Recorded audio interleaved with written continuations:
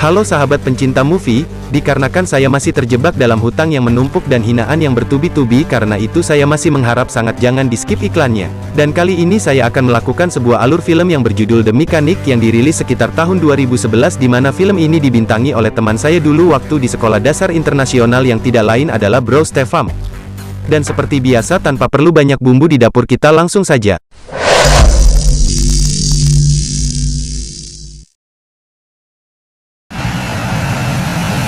Film ini akan bercerita tentang seorang laki-laki yang bernama Arthur Bioskop yang merupakan seorang pembunuh bayaran berdedikasi tinggi dan sangat berdikari.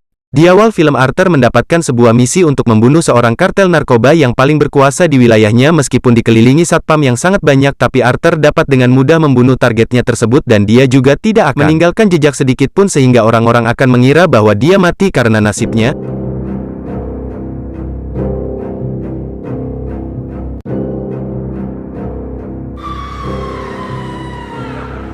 Lalu setelah membunuh si target, Arthur langsung berbaur dengan lingkungan sekitar, sehingga dia bisa mengelabui orang-orang terdekat korban dan pergi dari TKP dengan sangat aman. Memperhitungkan bagaimana dia akan membunuh korbannya, dia juga memperhitungkan dengan sangat matang bagaimana dia kembali ke rumahnya dengan sangat aman, dan sejauh ini perhitungannya tidak pernah meleset.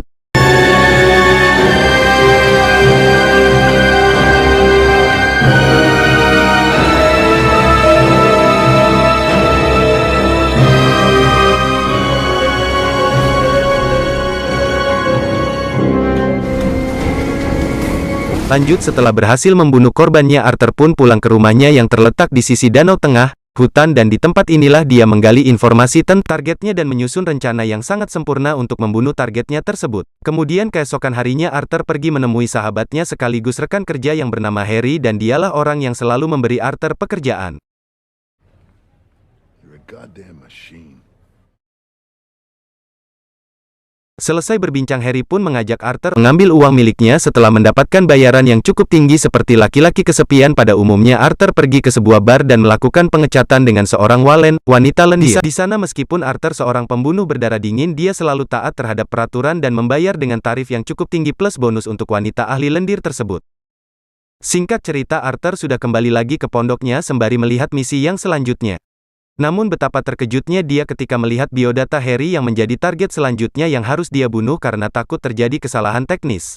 Harry meminta agar pimpinan perusahaan bersedia meluangkan waktunya untuk bertemu dengan Arthur, dan akhirnya mereka pun melakukan pertemuan untuk membahas keluh kesah dari Arthur, dan ternyata alasan pimpinan meminta Arthur untuk membunuh Harry adalah karena dia telah membelot dari organisasi dengan menyebarkan informasi tentang perusahaannya ke dunia luar sehingga menyebabkan jatuhnya korban atas perbuatannya. Pimpinan pun memperlihatkan data keluar masuknya uang yang telah diterima Harry dalam jumlah yang sangat fantastis. Kemudian pimpinan udah mengatakan kepada Arthur bahwa dia akan memberi dua pilihan kepada Harry, apakah dia akan mati dengan damai di tangan Arthur atau mati dengan penuh kesakitan di tangan pembunuh bayaran yang lain. Karena Arthur sangat menyayangi Harry, dia memutuskan untuk membunuhnya agar Harry tidak merasakan penderitaan yang panjang. Keesokan harinya, Arthur langsung menyusun rencana untuk membunuh Harry, dan pada malam harinya Arthur menelepon Harry yang sedang berada di kantornya waktu itu. Kemudian Arthur menyuruh Harry untuk pergi ke parkiran sendirian dan meyakinkan Harry bahwa dia sedang berada dalam bahaya. Namun betapa terkejutnya Harry ketika melihat Arthur yang akan membunuhnya. Meski sempat ada sedikit drama di antara mereka berdua, Harry benar-benar ikhlas dan ridho dunia akhirat jika orang yang membunuhnya adalah Arthur. Kemudian Harry mengeluarkan sebuah pistol warisan turun-temurun dari kakek buyutnya yang kemudian dia berikan kepada Arthur sebagai alat untuk membunuhnya, dan setelah itu pun Arthur membunuhnya. Hari-hari pun dia lalui dengan rasa bersalah yang menyelimutinya. Saat mengunjungi makam sahabatnya itu, Arthur bertemu dengan Stefan yang tiada lain adalah anak dari Harry. Kemudian dia mengantarkan Stefan ke rumahnya yang sebentar lagi akan disita oleh bank. Tapi beberapa hari kemudian pergi menemui Arthur untuk meminta pekerjaan. Meski sempat menolak, Arthur akhirnya mengajaknya untuk bekerja bersama nih. Pertama, Stefan pun sudah Arthur putuskan, lalu dia mengajarkan Stefan untuk beradaptasi dengan misi yang akan dijalaninya, dan setelah itu Arthur mengajak Stefan untuk membeli anjing Chihuahua dan memintanya untuk rutin pergi ke kafe 1 jam sehari. Beberapa hari kemudian Stefan pindah ke rumah Arthur, karena rumahnya telah disita oleh bank, dan di sela-sela waktu senggang Arthur mengajari Stefan untuk menembak di halaman belakang rumahnya. Arthur juga memberikan Stefan sebuah buku tentang bagian dalam tubuh agar dia lebih mengenal bagian tubuh mana yang bisa membuat seseorang cepat mati. Kemudian mengajak untuk pergi membunuh salah satu penjual senjata ilegal sebagai salah satu contoh kecil tentang bagaimana caranya membunuh dengan baik dan benar. Dan sesampainya di TKP, mereka berdua berpura-pura menjadi pelanggan dan Arthur Dapat dengan mudah membunuh orang itu tanpa membuat keributan sedikit pun. Arthur juga sudah menyiapkan cara agar orang tersebut terlihat mati karena keinginannya tanpa curiga bahwa dia telah dibunuh. Singkat cerita, akhirnya Arthur memberitahu Stefan tentang target yang akan dia bunuh. Dia adalah seorang pembunuh bayaran dari kelompok lain dan ternyata orang tersebut merupakan orang yang sering ditemui di kafe tempat ngopi bersama anjing kecilnya. Kemudian alasan Arthur memberikan misi tersebut kepada Stephen adalah karena targetnya tersebut adalah seorang hemo atau penikmat sesama batang. Alhasil Timur merupakan sasaran empuk bagi pembunuh bayaran bertulang lunak tersebut dan dari sanalah akan timbul kesempatan dari sebuah kelengahan untuk membunuh dan benar saja pembunuh bayaran itu langsung mengajak Stephen untuk pergi bersenang-senang dengan dirinya. Singkat cerita, malam pun Marco Boy sebelum berangkat ke pesta. Arthur memberikan sebuah ramuan dituangkan Stefan ke dalam minuman target yang akan membuatnya terbunuh dalam waktu 3 menit.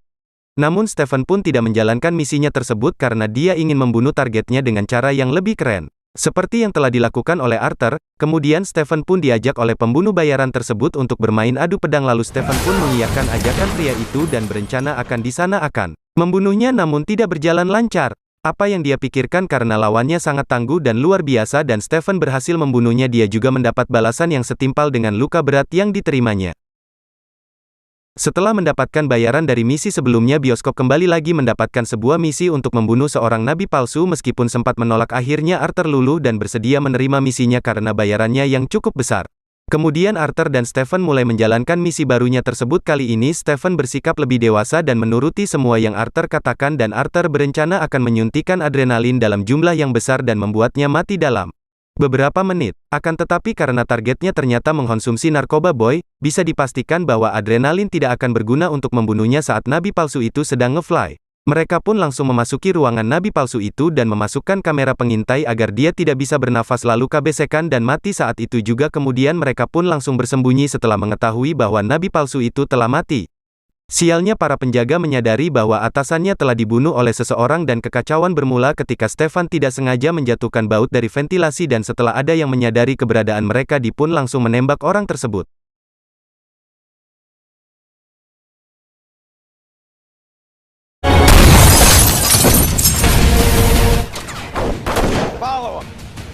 Dan aksi tembak-tembakan pun dimulai, namun karena skill mereka berdua yang terlalu JJ, mereka pun dapat mengalahkan semua anak buah nabi palsu itu dengan begitu mudahnya. Kemudian mereka berdua kabur dari sana dengan cara berpencar dan secara terpisah. Di perjalanan pulang, Arthur secara tidak sengaja melihat orang yang dia kenal, yaitu korban dari pengkhianatan Hari. Kemudian dia pun mengejar orang tersebut dan berhasil menemuinya. Lalu Arthur bertanya kepada orang tersebut, "Kenapa kau masih hidup? Seharusnya kau sudah mati saat menjalankan misi jahanam." Namun ternyata orang satu-satunya yang bertahan hidup dan dia sendirilah yang menembak rekan-rekannya ketika sedang menjalankan misi, dan hal tersebut merupakan perintah dari pimpinan mereka untuk menjebak Harry dan menyelamatkan dia dari Arthur bersedia untuk membunuhnya. Kemudian pimpinan berjanji akan memalsukan kematiannya. Terlepas dari kejaran Arthur, namun karena Arthur yang merasa dipermainkan dan kepala pusing, dia pun langsung membunuh orang tersebut. Setelah berhasil membunuh bawahan si pimpinan, Arthur pulang ke rumahnya, namun baru saja sampai di pelabuhan dia langsung disergap oleh anak buah pimpinannya sendiri. Namun bukan Arthur, Papa Bob namanya. Jika dia tidak bisa membunuh mereka dengan sangat mudah, dan setelah berhasil membunuh satpam pimpinan,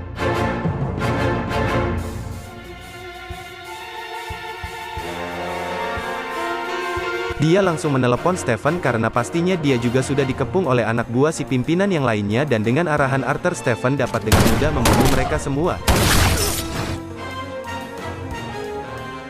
Singkat cerita, Arthur sudah berada di rumahnya dan mengajak Stefan untuk menyerang balik pimpinan mereka. Kemudian dia meminta Stefan untuk mengumpulkan senjata untuk melancarkan aksinya tersebut. Namun sialnya, ketika Stefan sedang mengumpulkan senjata secara tidak sengaja, dia menemukan pistol milik ayahnya, dan Stefan pun menyimpulkan bahwa Arthur lah yang telah membunuh ayahnya itu. Singkat cerita, koboi dan koboi lagi mereka berdua berangkat menuju rumah bodyguard si pimpinan untuk menanyakan di mana dia berada. Namun karena dia tidak mengatakan lokasi pimpinan, akhirnya Arthur melakukan sedikit drama hingga akhirnya Kormoyo tersebut buka mulut. 300 Copley Plaza! Where is I swear?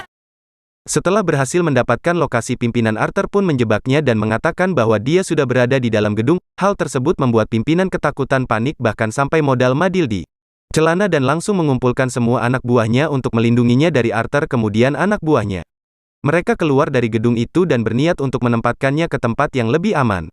Namun yang adalah mengeluarkan si pimpinan merupakan tujuan Arthur dari awal, dan misi balas dendam pun dimulai. dan Arthur menuju posnya masing-masing di mana Arthur menyerang anak buahnya dari belakang sedangkan Stephen menyergap anak buahnya dari depan garis. Setelah semua pengawalnya habis tak tersisa, Arthur langsung membawa sebuah mobil sampah dan menghantam mobil si pimpinan.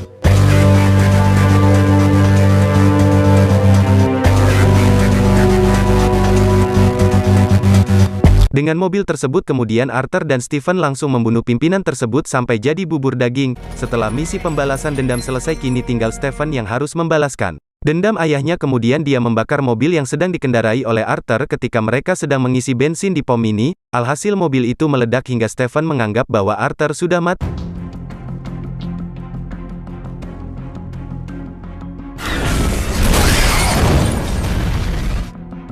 Stephen pulang ke rumah Arthur dan melanggar setiap larangan-larangan di rumahnya karena sudah merasa menang, maka dia tidak perlu lagi menuruti perintah dari Arthur. Kemudian dia memutar lagu dan pergi menggunakan mobil kesayangannya Arthur dan kesalahan terbesar Stephen adalah dia tidak menghiraukan surat yang ditulis Arthur untuk Stephen yang di dalam mobilnya. Di dalam surat itu tertulis "If you are reading this WhatsApp," artinya jangan banyak ngakak entar modar, dan benar saja beberapa saat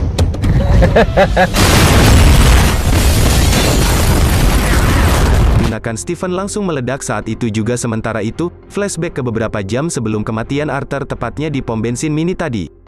Terlihat sebuah rekaman CCTV yang memperlihatkan bahwa Arthur sudah keluar dari dalam mobil sebelum Stephen meledakkan mobil tersebut. Pun diakhiri dengan seorang Arthur yang berjalan dengan legendsnya yang mengaturkan secara keseluruhan. Film ini sangat bagus dan seperti biasa Bang Jason ini sangat memukau ketika berperan sebagai seorang pembunuh berdarah dingin, hal yang mustahil dilakukan orang lain jadi tidak mustahil lagi kalau Mamang yang melakukan.